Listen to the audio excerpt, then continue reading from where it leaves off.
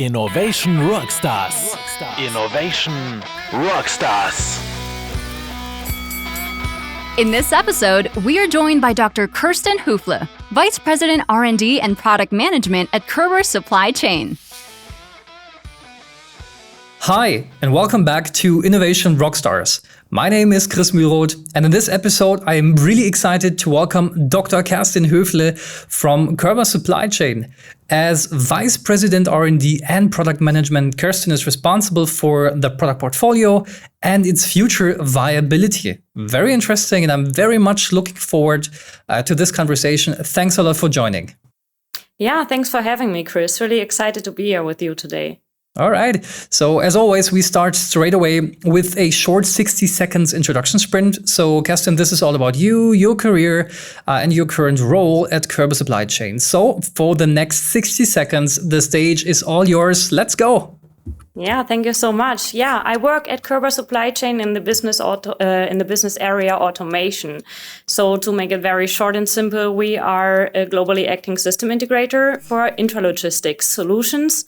And we have an own portfolio of software and hardware, and that's basically what I'm responsible for in my role. I'm heading our matrix organization for R&D and product management. And of course, and that's what we are talking about today, innovation is an integral part of it. So a little bit to myself, logistics has a kind of red line across my CV. So first touch point I had at the University of Bremen, where I studied economics and engineering. Then I moved on to Switzerland, did my PhD at the chair of logistics management in St. Gallen. And then I joined the industry. I joined Swisslog in 2014, stayed there 4 years before I joined Körber in 2018. And that's now where I am. So I know the industry pretty well, I would say, and looking forward to discuss a little bit with you on innovation today. That's great. So logistics from many different angles sounds really interesting. Okay, so now what I want to do next is I will want to give you 3 sentence starters, and I would like you to complete those sentence starters. So let's see what happens. Number 1 is, to me, sustainability means... It means a lot these days. It's definitely a topic we will not come around, and we may not come around in the future. And it will also shape innovation in all areas, not only in my area. It's not only about product. It will occur everywhere, but of course, especially relevant to me, how it will shape the development of new products and solutions of our customers. Makes sense. All right. So, and this is kind of connected with a sentence starter number 2. Sentence starter number 2 goes like this. It's a very short one, actually. Innovation is... Not easy, especially not easy if we plan for it. But of course, it's really joy if we make it or if it just happens, right? And it's definitely more than talking about new products or services, right? Innovation is really a big field. So it's not an easy answer within one sentence. Yeah, 100% agreed. It's actually great that you gave this answer. All right. And then finally, number 3, one thing that really annoys me is... Yeah, the first thing that comes into my mind when you ask me this is, even though it might be incorrect, if we are not questioning what we are doing. Because I think this is really, really important, especially if we talk about innovation, right? We have to question what are we actually doing. And I think it limits innovativeness if we are not constantly questioning things and also ourselves. Yeah, that's interesting. And actually, just a few weeks ago, maybe, I watched an interesting video on YouTube. And one thing that was in that video actually stated that one of the hardest things in innovation is actually to say no, to stop doing things, because it's actually, easy to start new things, right? Start new projects, start working on a new product, start, just exploring things, but it's really hard to stop things. Would you agree? Yes, absolutely. Because we kind of admit failure. And I mean, you can read it everywhere. That's part of an innovation culture also, right? To have a failure culture. But still, I think it's not that easy to say no. And letting a topic go. And it might be really a very passionate topic, right? That's usually what innovation is about and how it happens, because someone has a passion for something or an idea, right? And I fully agree. Yeah. Yeah, it's really hard, right? And interesting. So maybe let's start talk about some of the recent trends in logistics and maybe global supply chains first. And I'd be interested to understand from your point of view, what would you say? What is the health of our global supply chains today? And I know it's kind of a large question, right? But just from your perspective. Yeah. It is a large question, but I don't think that I even have to convey a personal opinion here or a personal view, because everybody these days can observe that our global supply chains are not healthy, right?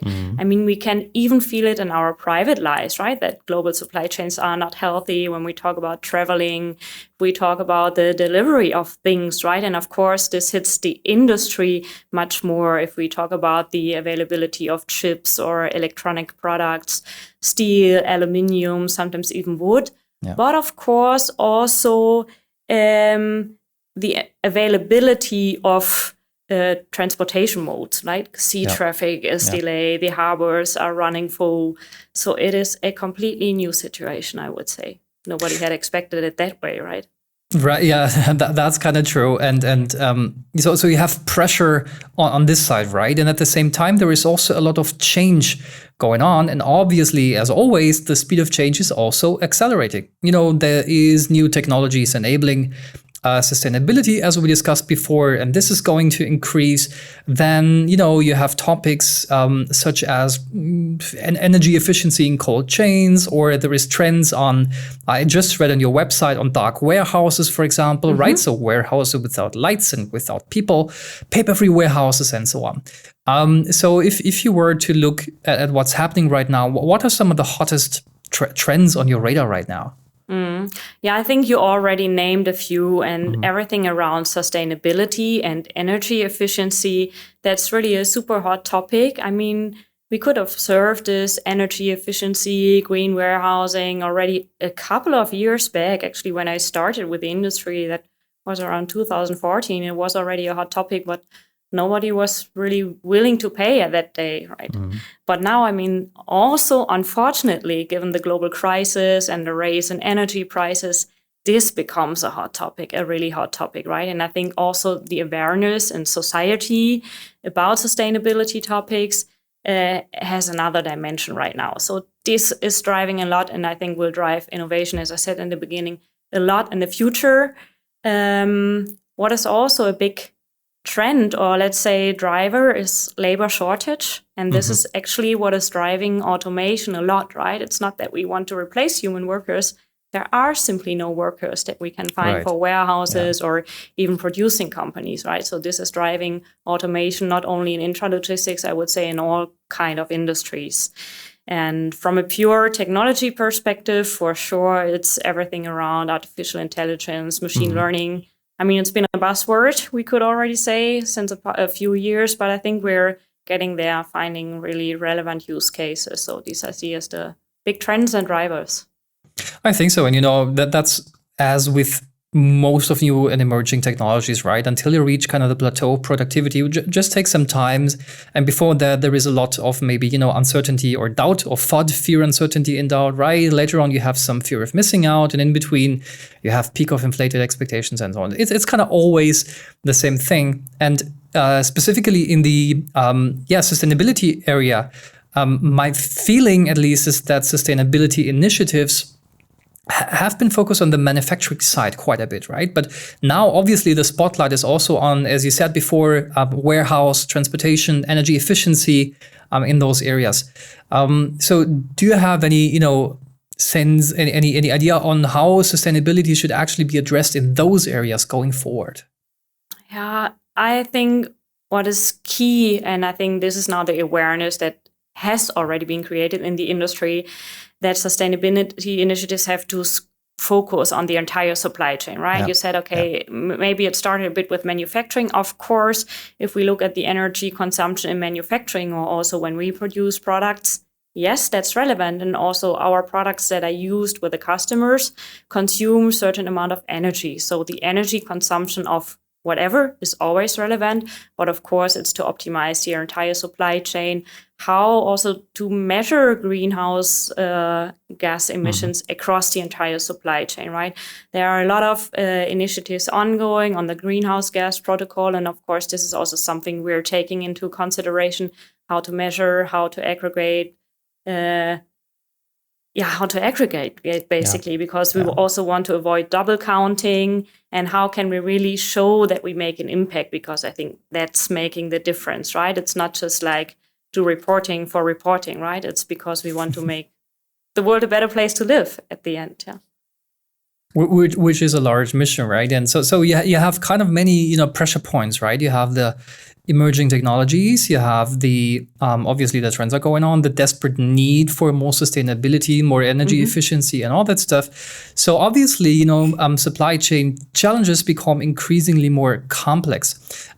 Of course, you have even more, maybe, suppliers and distribution channels and ways how to transport stuff. And then you have rising consumer expectations, specifically on sustainability, also on packaging when it comes to, the end consumer and so on.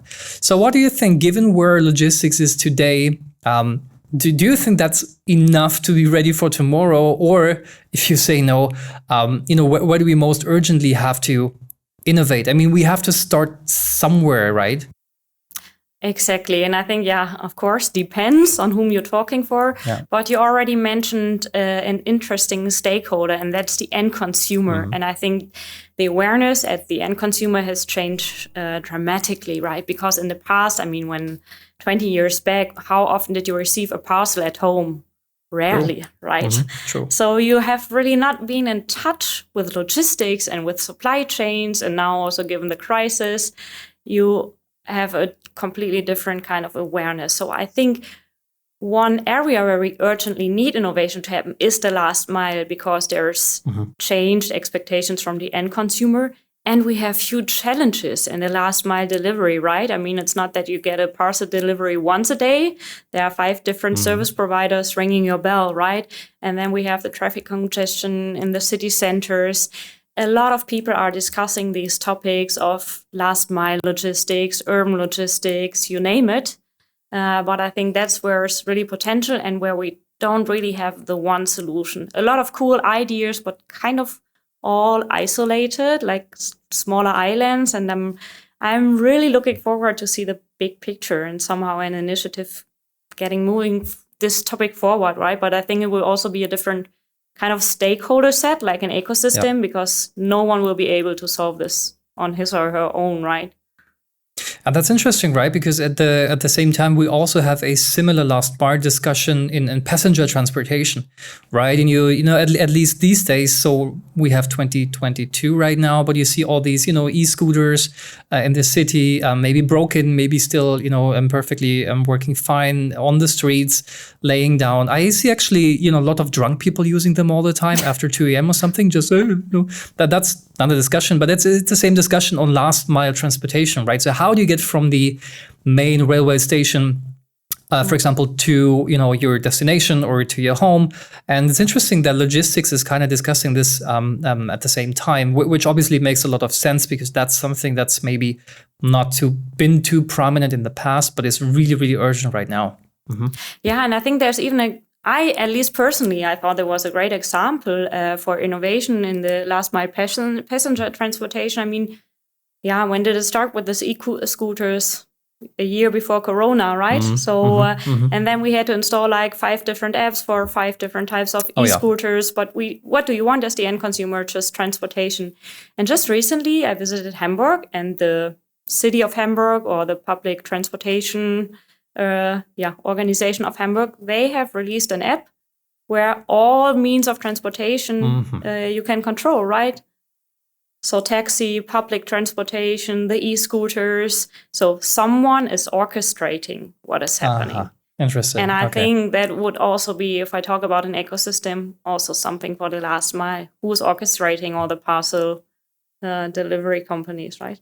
So Good far, question. none is doing. Wow. Yeah, exactly. Nobody right now. Interesting. Okay.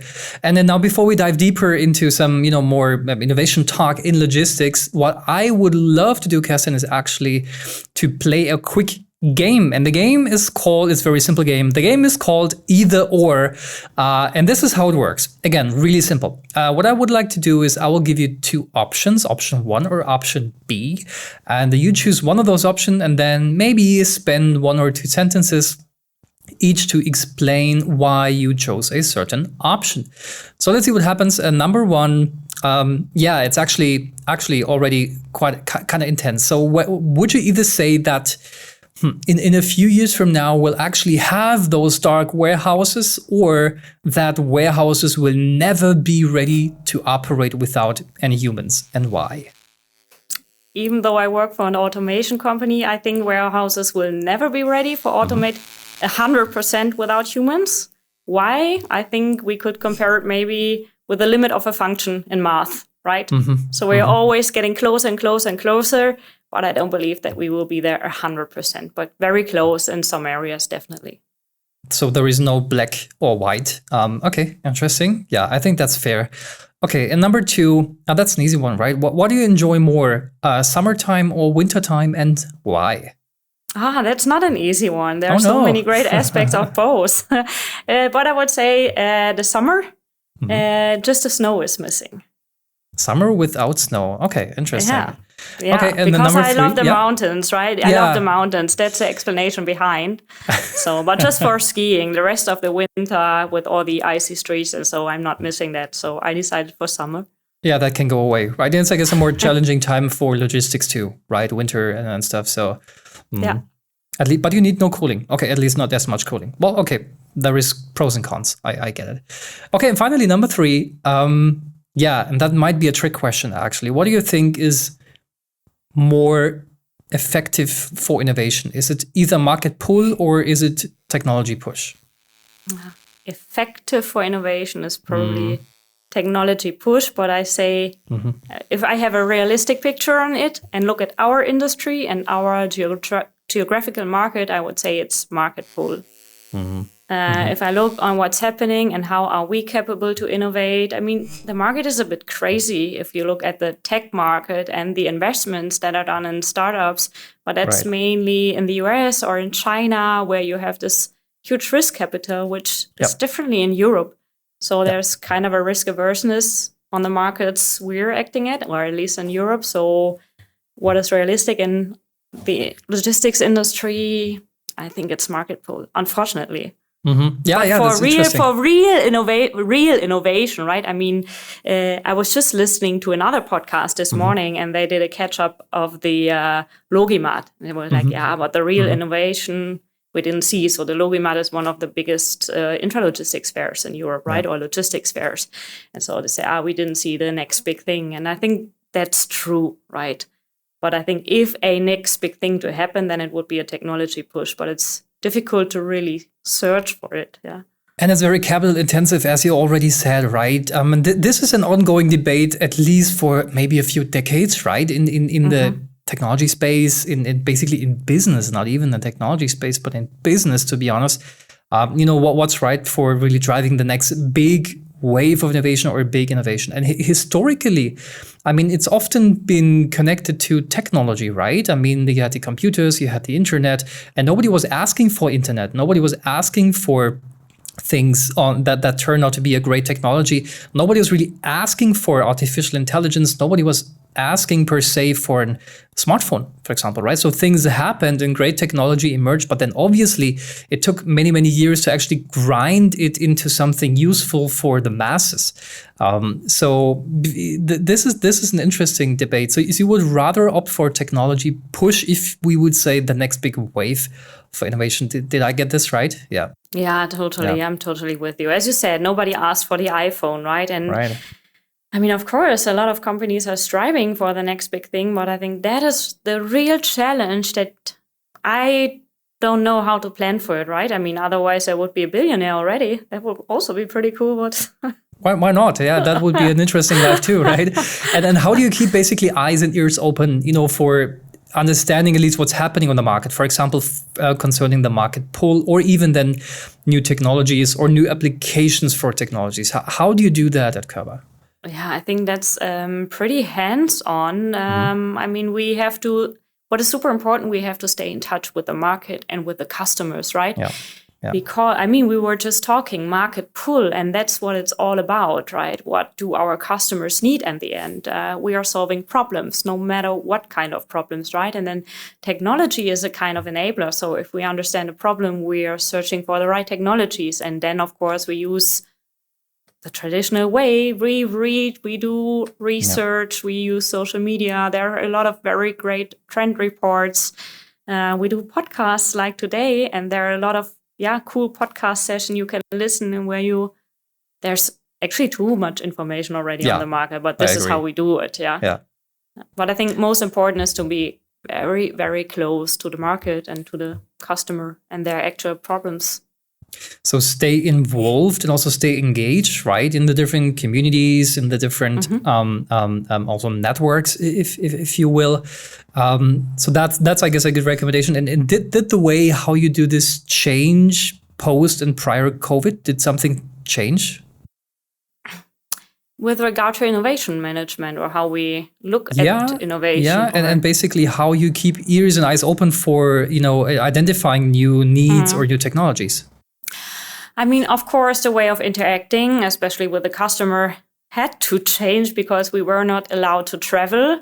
But I would say the foundation, a close customer relation, did not change, right? We all experienced that working remotely works pretty well, right? So I would not say that it fundamentally changed. Maybe it became even more prominent.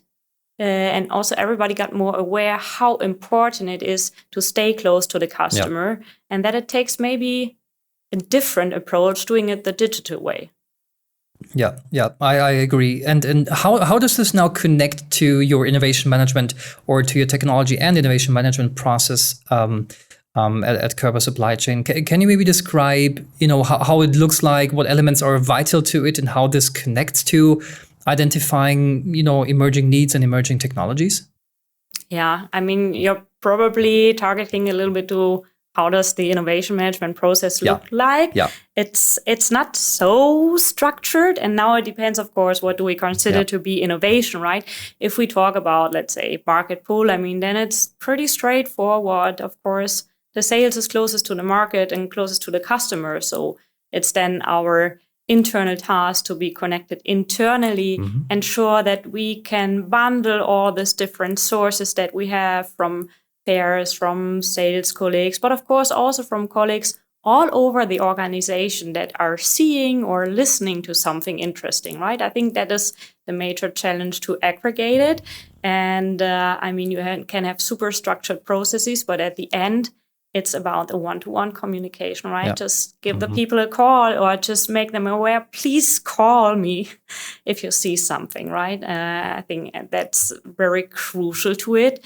And then, I mean, there are these traditional processes, these kind of funnel processes, how you prioritize certain trends and how you translate it into new products and ideas, right?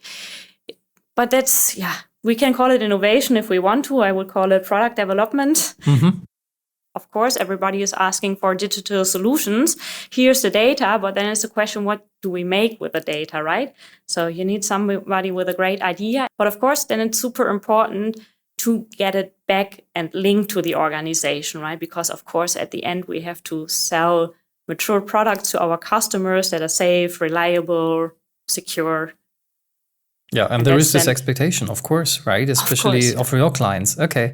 And how is that with partners? Do you, for example, regularly involve partners, along the supply chain? Did you already, open up doing open innovation? How is that? I think it is becoming more and more, right? Because what we discussed earlier on this sustainability or last mile, right? It's not only one part of the supply chain we're looking at, right? Basically, we can talk ecosystem, and that is also a strong vision of Körber, is the ecosystem approach. Not only in terms of our current offering and bundling really to an ecosystem of a full one-stop shop approach, but I think also with regard to new product development or innovation, right? We cannot have everything in-house. We were just talking about this. How is the technology market developing, right? And there are so many new companies with new features or new cool stuff. I mean, how could we do all of this on our own? But identifying the most promising ones and partnering up, that's for me definitely the way forward, and also what we have started to do in my departments. Yeah. Yeah, and do you have any team members specifically delegated to that task, or is this something everybody's picking up depending on what or he or she is getting the information from? A couple of years back, actually, we started with a kind of scouting approach. So we very dedicated to a specific technology or a very specific industry, but it was like a bit too disconnected, I would say, right? Because you need a problem to solve, right? As I said earlier, it's like we see a challenge or a problem that we want to solve, and then we are looking for the right technology that could help us. So it's rather that we have a challenge and a task, and then the teams working on this are watching out for what could fit. Yeah, that's super interesting. And just before, you said, okay, it's oftentimes one-on-one communication, right? So, call me if you find something interesting, for example. How does this work with the, number of employees you actually have? Are there, I don't know, any good ways based on your experience, how to drive collaboration or at least drive transparency for these very early pieces of nuggets of gold, something even in the innovation process? I mean, that's really my personal experience. I've not just had within Körber, also with my previous jobs. It's really not too formal, not too process driven, because it is, as you said, right? You think about, with that amount of employees, you need a formal process because how to handle all of this, right? But it's not that you have like these 1,000 calls every day, right?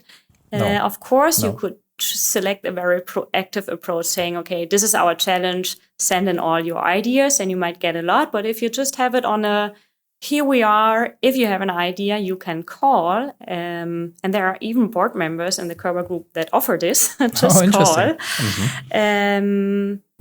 And it can make things slow, actually, right? Because if you need to wait, if you need to wait until some decision board comes together, maybe once a quarter, and discuss something that needs to be, approved prior to passing any gate whatsoever, so that can actually slow things down quite a bit, right? Yeah. Totally. And I think it's really to find the right balance, because of course, in a corporate, you should follow certain structure, but you need to allow for this kind of freedom. And sometimes also I feel like, working in a corporate, it must be super formal and process driven, but why?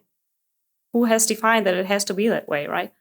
At least not humans have for the defined it. kickstart, That's the thing. right? Exactly. Just humans have defined it. So why not redefining it? Absolutely. Exactly. Yeah.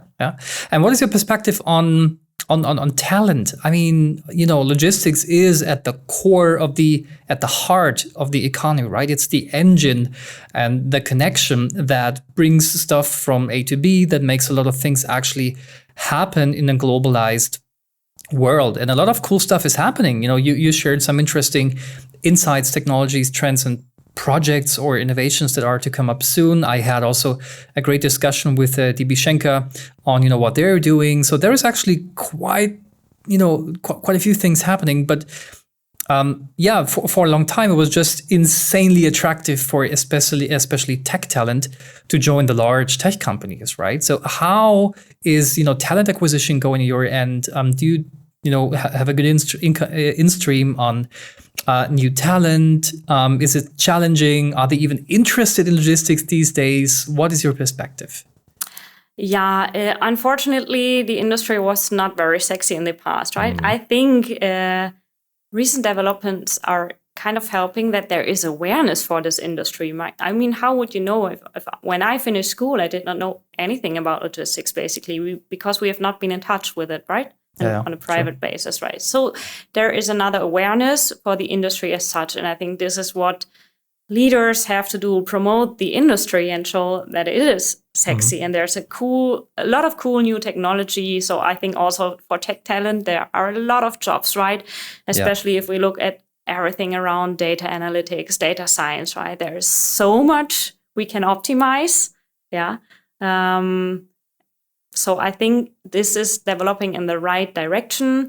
But as I said, leaders have to show the path a little bit, encourage, also support young talent, do podcasts like this one, right? Great awareness. And I think the industry is really changing. I mean, I'm now with the industries a couple of years. So if I add academia to it, it's really long years. I don't count it now, but basically 15 years with academia, and a lot has changed, right? When I started and visited the first logistics conferences, when I still was a student, it was so conservative, antiquated. It still sometimes is, but it's a lot has changed. And this we can see there's a new young generation. I mean, I have now this cool podcast, right? I mean, 5 years back, no way. True. So I think it's becoming a real attractive industry. That's great to hear. And now, if let's imagine there is kind of, an ambitious and driven student about to enter the real world, right? So coming from academia, now there is, as said, a lot of ambition, a lot of energy. What advice would you give to him or her? And what advice should he or she ignore? Yeah. Let's start with my advice. You said getting close to the industry. I would even go one step further, get close to operations, right? Especially if you finish like kind of general management studies, you often end up in a very super interesting strategy job also, right? So did I. But then, at least from the business perspective, you're sometimes kind of disconnected, right? There is still another real world in the industry, right? Who is doing sales, who is earning the money. The strategy is not earning the money firsthand, at least. And so also to make a step aside and really learn the business, right? So I've chosen the difficult way, I would say, but I make it, and I can definitely advise to be very, very close to operations to really understand and then decide which way to go. And second part of your question, which advice to ignore? Yeah. I think there is no advice to ignore because, I mean, everybody who is giving you advice has an idea behind it, So you should at least think about what he or she meant with it. And then you can say, okay, not relevant to me, but at least make up your mind around it, right? But there's not the one and only there where I would say, that was a shitty advice, right? So every advice brought me one step further at the end, even though I disagreed to some of them, of course. But they made me think and say, okay, if I disagree, how would I do it differently? That's fair. Okay, and a very interesting perspective. And with that, we are already near the end of this episode. So Kerstin, let's try to summarize with everything we had, trends, sustainability, innovation in logistics, and so on. What would be the 3 key takeaways that you would want listeners to take away from this episode from you? Yeah, first, logistics is sexy. It's a cool industry to work for. So is innovation. That's the second one. It's also very sexy. You just need to find the way to realize it. Don't give up. It takes some time and patience sometimes. And collaboration, also across company borders. So we had this ecosystem talk. It will be key in the future, especially in innovation. Okay, well, thank you. Okay, and now let's look ahead. What can you expect from you in the future? Of course, from me as a person, let's say in a business context, to talk promoting this industry and talk about it, create awareness, connect the people. And this is also what we do at Körber. We connect people to create great ideas, right? Because that's you need a great team. And I think this is also what we really stand for. And this will help us to bring even more cool solutions into the market soon. Yeah. Okay. That's great. Well, and then let's look back. Finally, I also need to ask you this question. When you look back on your professional career, what would you say was your greatest innovation rockstar moment so far? Yeah, it was basically just recently when I realized that I have a team that is capable to innovate despite or even because of a missing process, right? So we could just recently prove that we can handle innovation and that we can get something to market with a very hands-on driven approach. And it was basically the most successful one. Most successful one even. All right. Yeah, that's an awesome rockstar moment. Well, congratulations to this. And with this, we wrap up this episode already. We're done, Kerstin. It was a pleasure to listen to you. Thank you very much for being my guest. Chris, thank you so much. It was a great pleasure too. All right. And to everybody listening or watching, if you like the show, then leave us a rating or a review and share the podcast if you want to. And if you want to get in touch, then simply shoot us a message at info@innovationrockstars.show. Now that's it. Thanks for your time. See you in the next episode. Take care and bye-bye.